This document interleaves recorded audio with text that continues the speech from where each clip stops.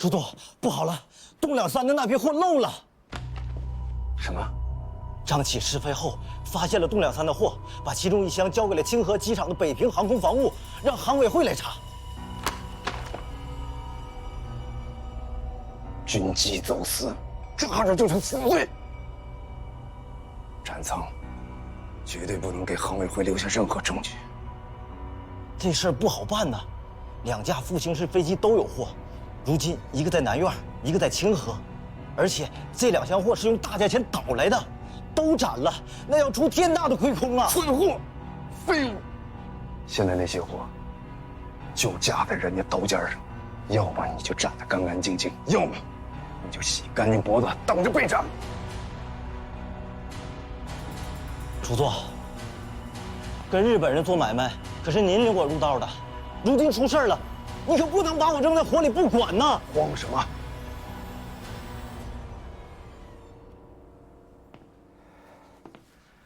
北平最近也不太平，清河防务站的那帮人都在忙于空中防御，那批货也不是人人都懂，不会当成要事来办。至于清河仓库里的那箱和飞机上那2箱，你想办法处理，处理得好，还不至于损失太大。知道怎么做吗？我知道，这次绝不失手。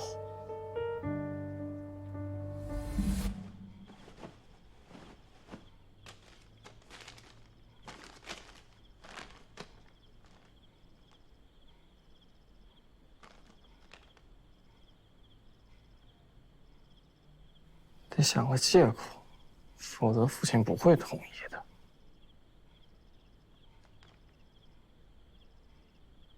哎，对了，就说去军训。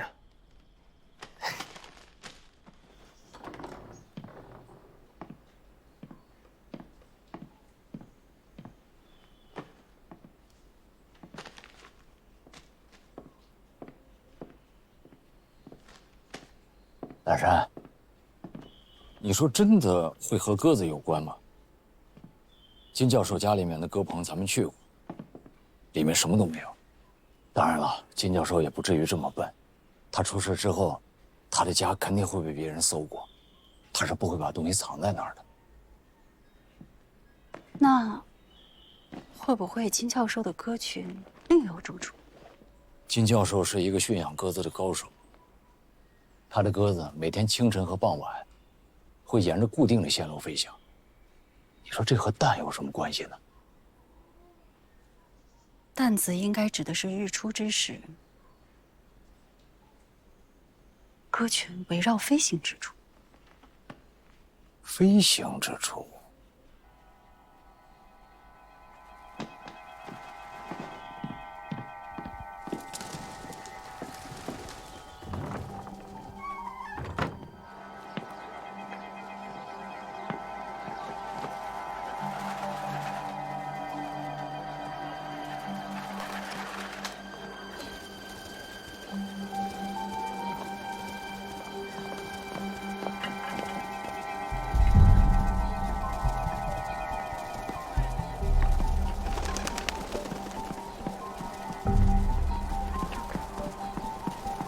袁先生，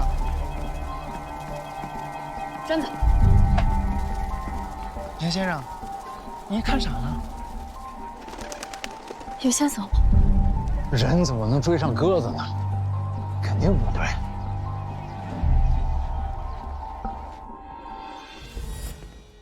日本有效地完成了高度发达的工业化文明，很早就摆脱了单一的农耕文化，这在整个亚洲来说都是具有先进性的。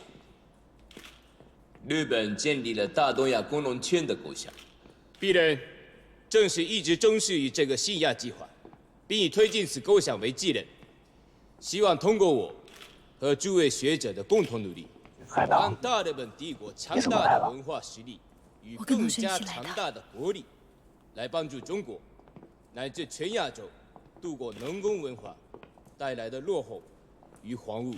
他从一开始就一直在胡言乱语。是吧？说到中国文明之上古时，中国人信奉的是黄帝，是炎帝，是尧舜禹，是夏商周。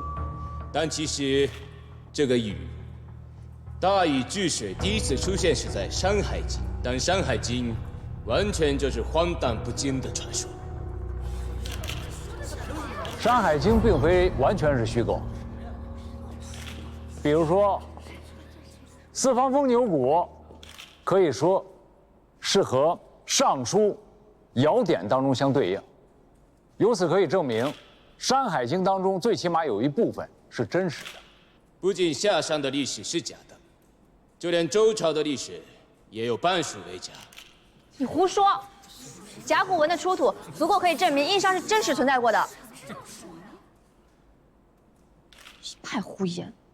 你们连那些殷王在位的时间都算不清楚，所谓的殷商史，只不过是笔糊涂账而已。中国人不仅连自己的祖先是谁都不清楚。再说到崖山之后再无中华，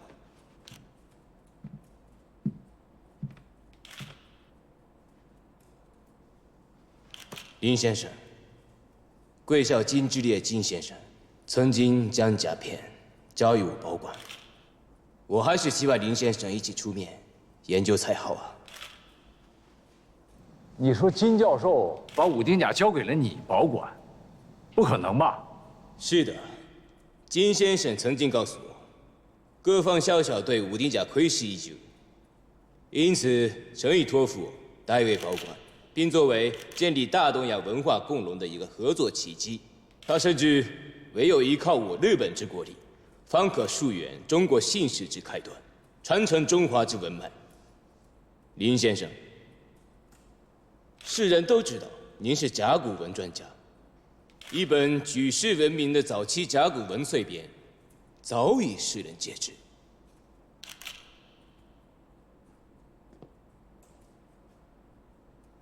冈山先生，从刚才我就听到了你的一番论述，坦白来说，大多都是无稽之谈。请问，什么中国姓氏需要日本人来帮助确定？中国文化需要日本人来帮助发扬？您从这里出门不到10米，就可以看到普通人家锅上炖的多锅肉。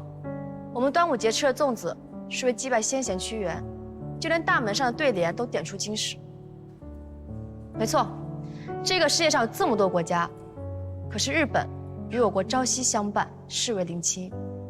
日本博兴则促我国维新革命，而昔日欧洲战起的时候，日本亦有对我国之请求，如此相得益彰。我国人最讲大是非，重情义，讲礼节。您刚刚对中国人不敬，对中国历史不敬，冈山先生，我认为您需要道歉。对，您需要道歉，应该道歉。道歉？我为什么要道歉？没错，我日本的确曾仰慕中华文明，但那早已是过去的事情了。继明治维新之后，我日本早已启中入西，如今早已是亚洲先进文明的代表，早已将你们中国甩之身后。你们无力保管的文物，是我们在保护；你们无法传承的文化，是我们在发扬。冈山先生，你听我说两句。1899年，国子监祭酒王懿荣先生发现了甲骨文。1928年，在我们国家河南安阳的小屯，出土了大量刻有文字的龟甲和兽骨。这就给我们这些研究历史的人提供了大量的依据。我们可以把地下的文物和我们祖先留下的典籍对照出来，来证明我们的殷商历史和我们的西周历史。我是复华大学国文系的教授，复华大学委托我写殷代历法考，来证明我们殷代历法的存在。当然了，现在我们国家的信史起于何时，口说是无凭的。我会把这本书写出来，向你证明，向世界史学界证明。林先生，看来金之烈金先生对您不大信任。明知您在写殷代历法考，可为何武丁甲不交给你？偏偏托付给我这个外国人。武丁甲是否托付给你，我不知道，口说无凭，眼见为实。但是我知道，贵国有很多别有用心的人，采用低价购买、私自组织科学考察团，甚至于盗掠的方式，从我们国家抢走了1000多片的龟甲。我不知道，你讲的这种保管，是不是以这样的方式？请你回答。冈山先生，能不能详细的回答一下凌先生的问题？诸位，我确实在保管7年前挖掘的极其珍贵的刻字龟甲武丁甲。我这里有一张真正武丁甲的照片，大家仔细看。据说这件文物在刚出土的时候就被日本记者以非常规的手段进行了拍摄。冈山先生所说的文物是否真的由中国学者交到您的手上了呢？他现在是在中国还是在日本？能出示文物吗？诸位，本人在此郑重承诺，1个月之内，我将出示真正的武丁甲。不过1个月，武丁甲真的在手上吗？我不信。岡本君、1ヶ月以内に本物を出してくれ。まだ本物を見たことがないだろう。私の知る限り今公表しているこの写真はおよそ7年前我々のスパイがカナンに潜入し撮影した亀甲の写真を加工して拡大したものだ。1ヶ月以内に本物できるね。もともと武条湖の手がかりはなかった。しかし今日の会議で大物が釣れたぞ。まさに中国人のことわざ通り、探し物はひょっこり見つかる。両門学は必ず手がかりを持っている。安藤大佐はただ人をやって両門学を見張っていてください。这个冈山信一他是个学者，为什么要讲出这样的观点来？我估计他没安好心。凌先生，孟小姐，栓子，你们这是去哪儿啊？回家呀。回家？蹭车呀？我送你们。哎，不用了，栓子，我们。凌先生，您坐这儿。哎呀，别客气，您走10步啊，就是我1步的事儿。哎呦，烦劳你了，栓子。孟小姐，您坐这儿。谢谢你，霍局长。哎，别客气。那2位坐稳哦。坐稳了，伯伯。哎，慢点啊，栓子。好嘞。怎么会在日本人手里？金伯伯这么严谨的人，应该不会把东西交给别人。肯定不在日本人手里，这件事情不对。如果在的话，冈山信一今天应该拿出实物来，而他手上只有一张照片。林伯伯，刚刚日本人说的武丁甲是不是在安阳的时候那个乡民提到过的？哎呀，你一个小丫头，不要再关心这些事情，以后不许再提啊！凌先生，一直有个事儿想求您。哎呀，栓子，你就说嘛。我媳妇儿要生了，哦，想求您给孩子取个名儿。好啊，这是喜事儿，好事儿啊，对吧？你姓武，这是你们家的第1个孩子，对吗？对呀。那我得慎重点，你给我点时间，好好想想，啊，成。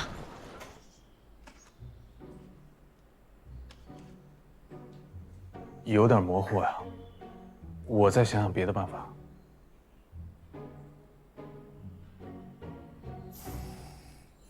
这牌子是个什么玩意？还想想别的办法，好像你有多大学问似的。你有 X 射线衍射，这个想法没问题，但不能就到此结束啊。有没有想过再调射锋的强度吗？哦，对呀，我应该先问您借富华的物理实验室调一下的。笨蛋，这充其量就是个半整理。至于你那个，招飞启事，现在我给你贴到校园里就行了。但你劝我个完成品啊！是啊，日后一定给先生补上。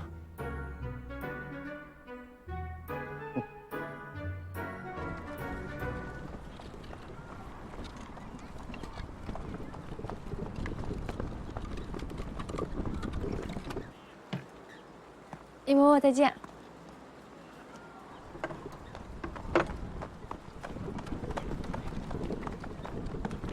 孟小姐，张启，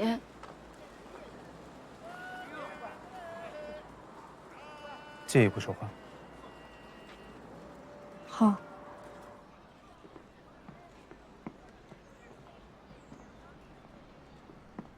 我来看曾先生，这么巧，有遇到你。哦，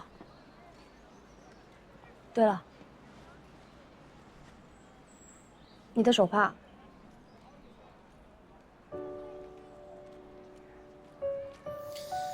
你不用还我了。明天复兴号入库，我回杭州。不过很快，我会回来的。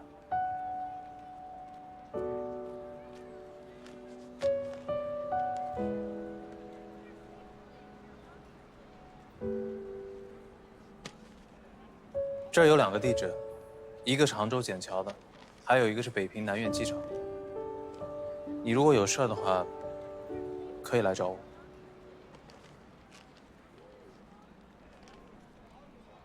还有这个，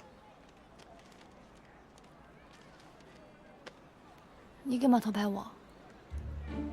不喜欢啊？不喜欢，那我就放在动幺9上当导航塔了。不行，不行。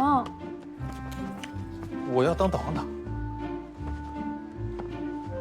不行。算了。不过，什么是动幺9导航塔？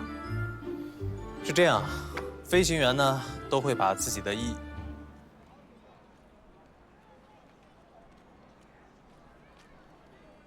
意外拍到的照片放在飞机上当导航塔。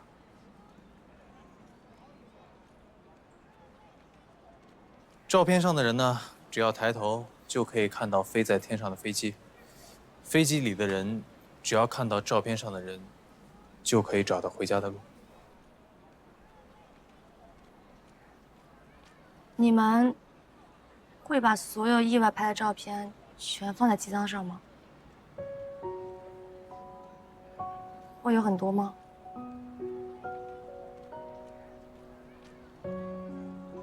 我到现在就意外拍下过这么一张照片，而且我觉得以后应该也不会再有了。我跟你打个赌，只要以后你抬头看到天空，就会想到我。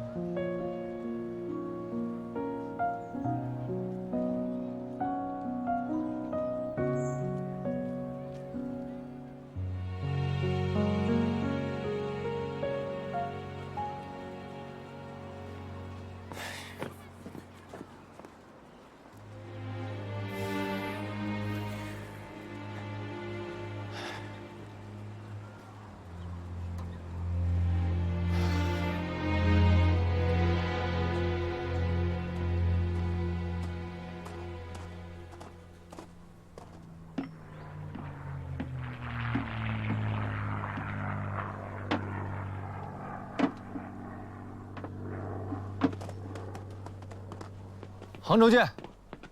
杭州见。塔台，动2次一切正常，准备开车。动2次，动2次，开车指令取消。怎么回事？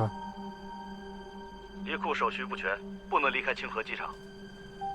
离库手续是我亲自办的，怎么会不全呢？航委会撤销了离库手续，停止出发。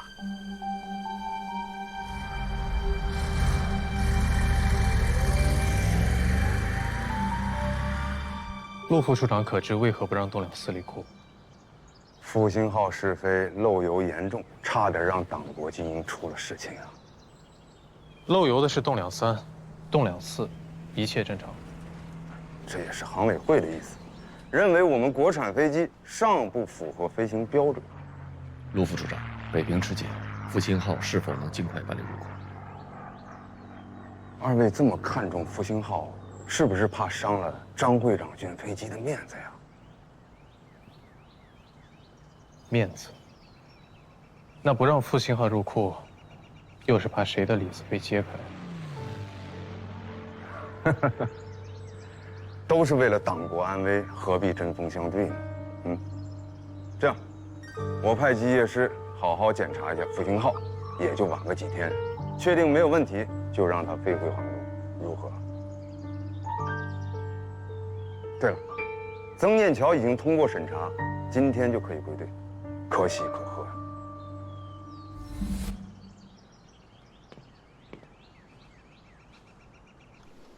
去那边报道晚。叫什么名字？马子。马子啊，多大了？16。行，好，去那边啊。大家往前点啊。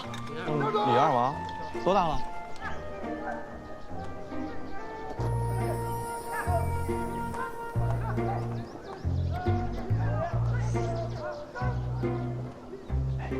你好，我是新来的，长官让我来领武器。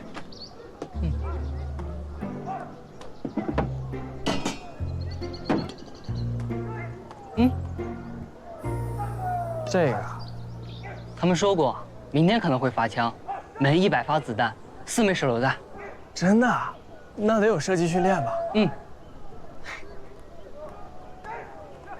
点一下数，地雷，过一会儿还有10响。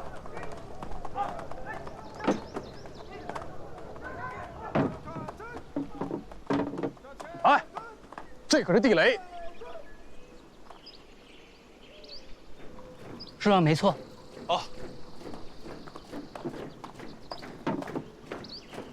明天下午就去买来，待会儿我教你。好。你手上这是什么？啊，出门的时候我奶奶给我寄的，保平安。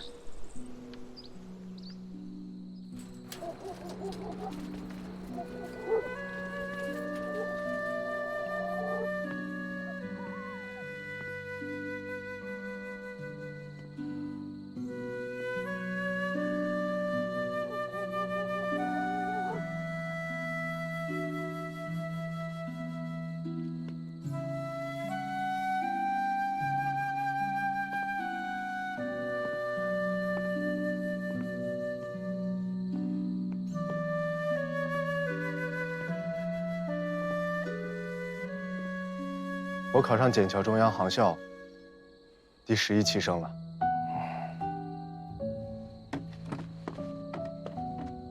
你考什么了？你考？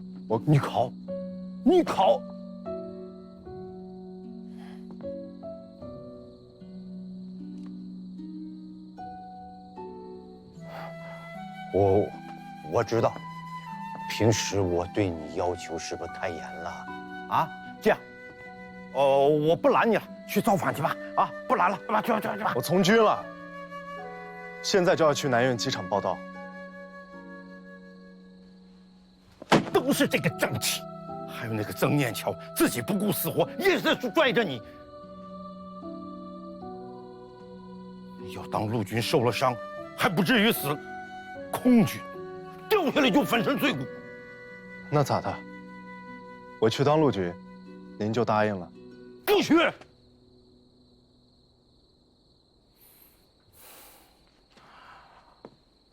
破山啊，你不喜欢我，不愿意跟我学物理，但你得学点东西吧？啊，学国文，让凌伯伯教你学历史，将来做个作家，多好啊！啊，站住！我跟你说啊，你可是曾家的嫡传孙子，以后全都指望你呢。几十个人的书香世家，怎么就只剩你我哥3个人了？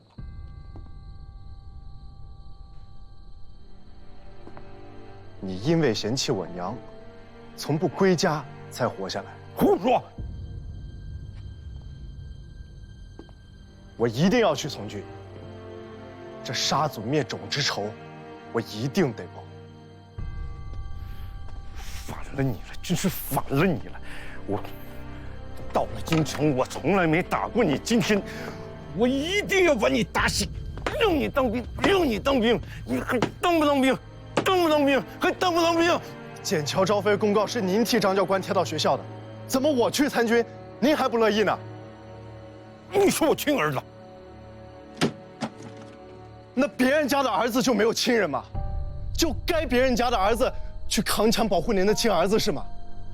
若人人都是这个想法，那这个国家迟早要完了。我不许你当兵，不许你当兵！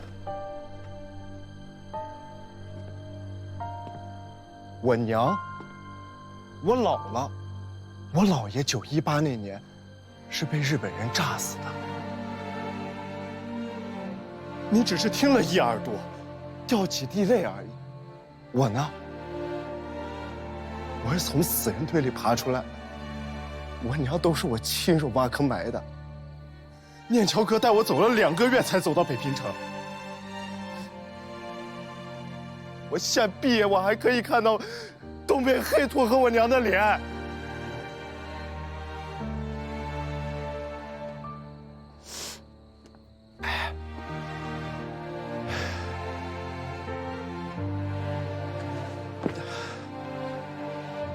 您给了我生命，亲手养了我5年半，这恩情我记着。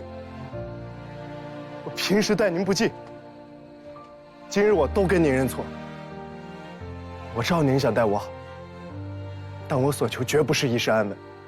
我想回东北，我想回去看看我娘、我姥姥、我姥爷。我每晚做梦梦到都是满山遍野棒槌草、芍药花。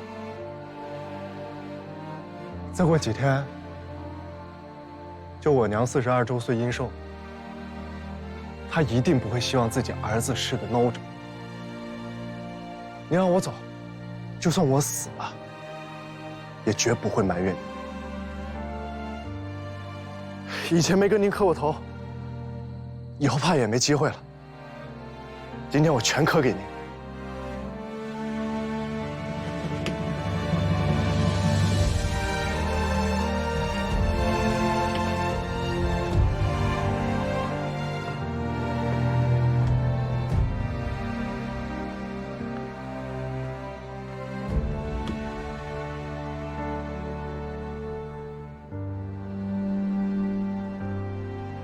七七卢沟桥一夜的枪声，拉开了全民族抗战的帷幕。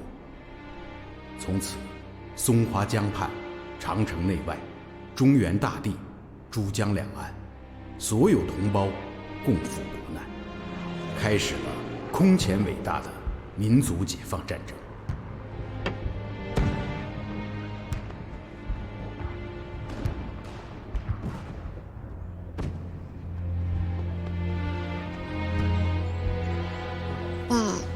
想了一晚上了。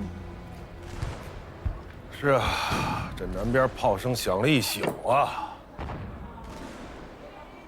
妈，你把被子挂床上干嘛呀？这四方被子啊，可以保四方平安；床上挂被子可以防冷枪。这被子还能防冷枪呢？对呀，你不懂，这老辈人说了，庚子年间那一回啊，闹八国联军。这城里家家户户哪一家哪一户不挂着四方被子啊？你出来干啥呀？进屋去。说这都6点多了，海晨这小子跑哪儿去了？还不回家？哎呀，海晨这孩子也真是的，这兵荒马乱的，去什么军训呀？可千万别去了城南呀！爸，妈，海晨跟我说过，他要去29军参加阅兵团。什么？他从军？他参什么军呀？这会儿啊！你为什么不早点说？哎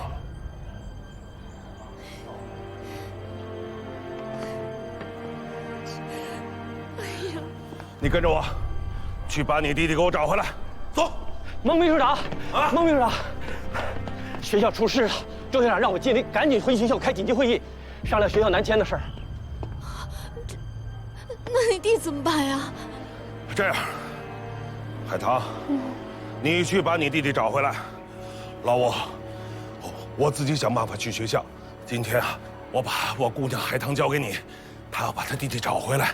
你说这小子说什么从军去了？你说这兵荒马乱的，拜托你了啊！拜托了，您放心吧，走吧，海棠。拜托了啊，注意安全啊！你注意安全。这怎么办呀，老孟？注意隐蔽！来这边！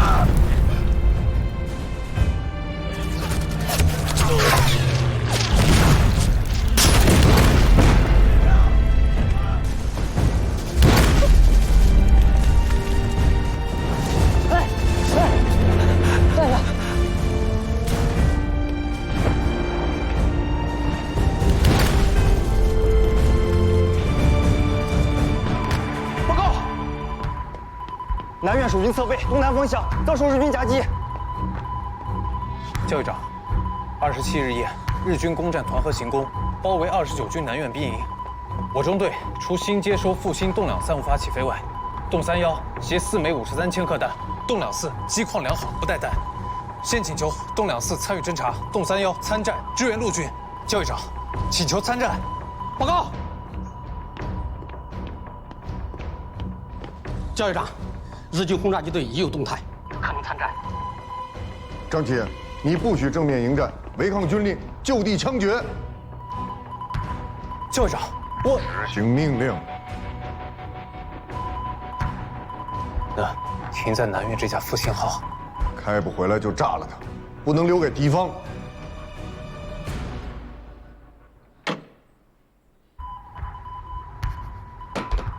怎么了？让我们丢掉一切逃回去吗？运输机5点到，5点30起飞。新飞学员待命了。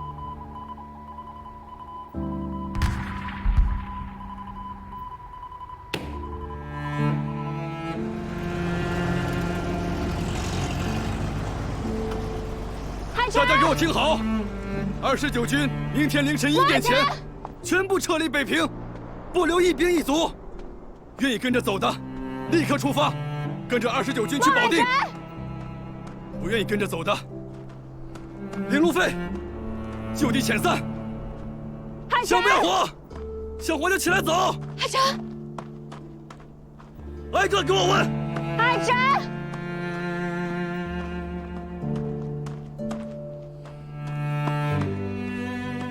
你好，请问29军学兵团驻守在哪儿？学兵团应该还在南苑。南苑。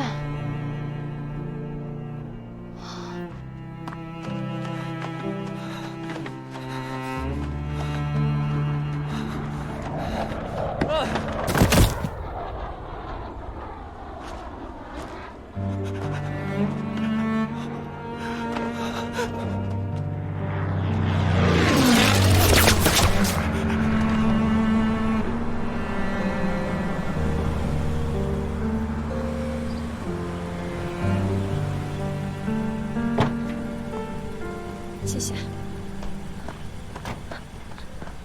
你好，我找你们函关中的队长张启。张队长。对。等一下。好。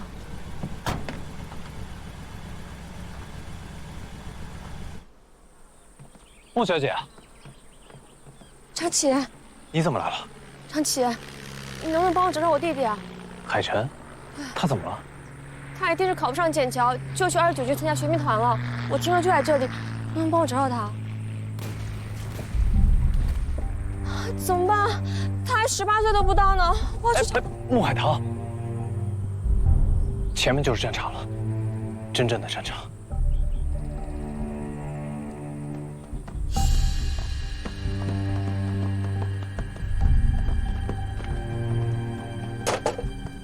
离起飞还有50分钟，这交给你。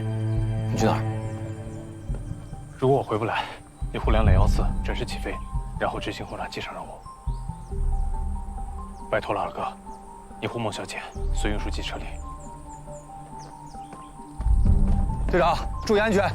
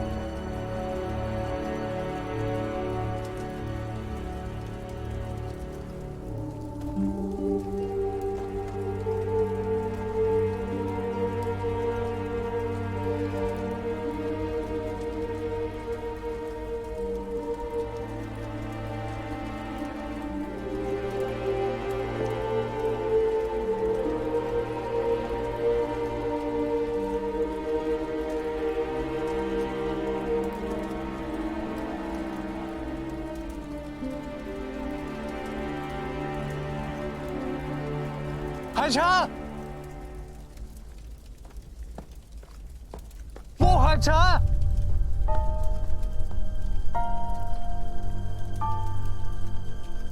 穆海晨。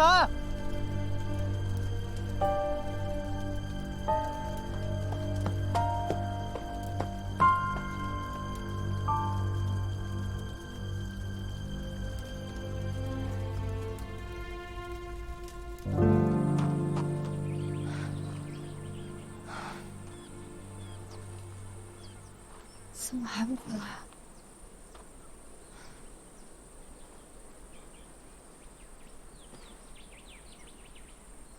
还有20分钟。行，我知道了。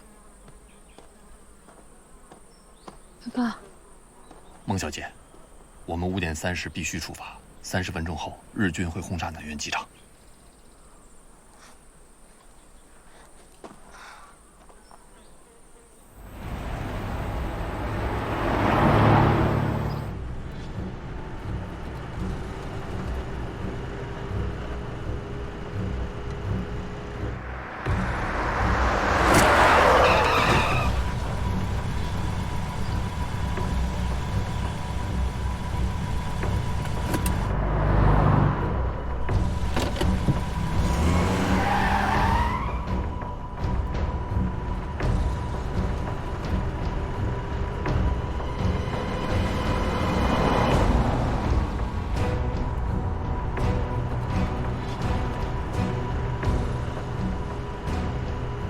你受伤了，别乱动，我带你去找你姐。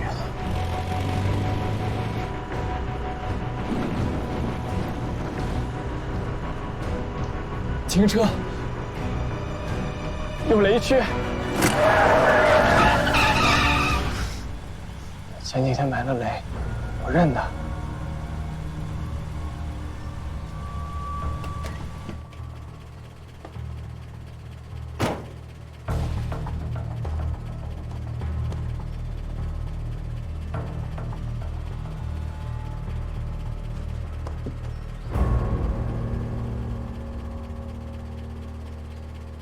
海城，往那边挪，把重量分担到另一边。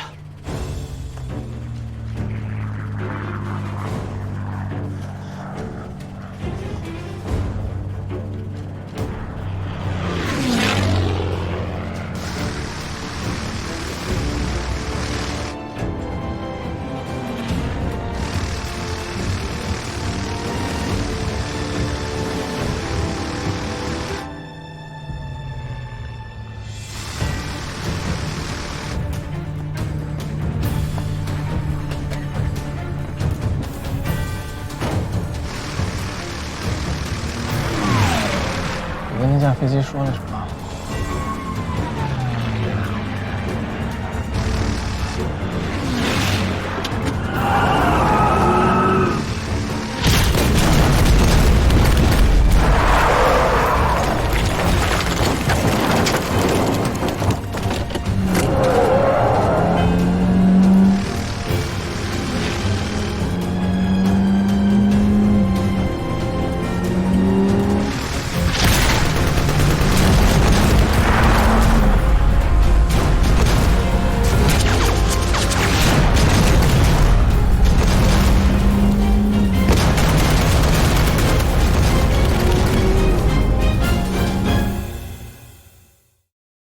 风雨起，它荆棘，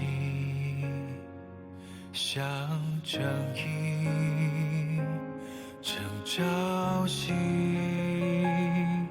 儿女情，泪别离，问归期，不尽情。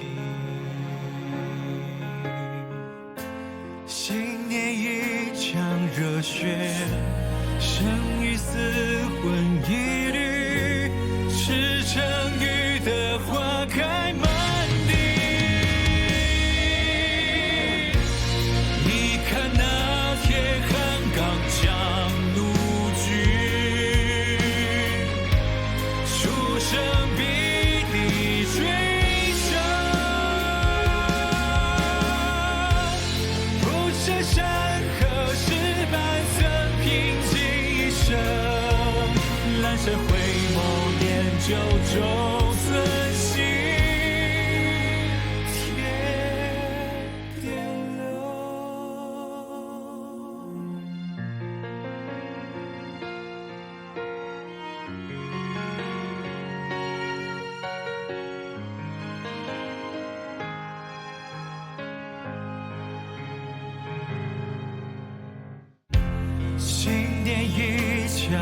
热血，生与死魂一缕，是正义的花开。